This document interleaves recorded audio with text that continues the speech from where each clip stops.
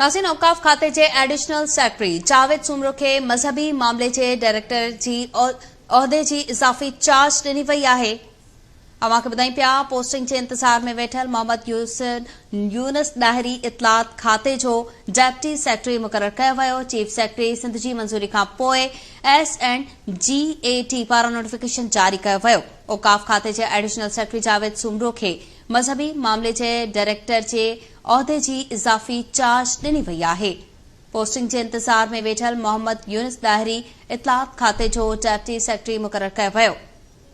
Updates मालूम कंदासीं। Line ते मौजूद आहे सगीर चांडियो। जी सगीर, अपडेट कजो।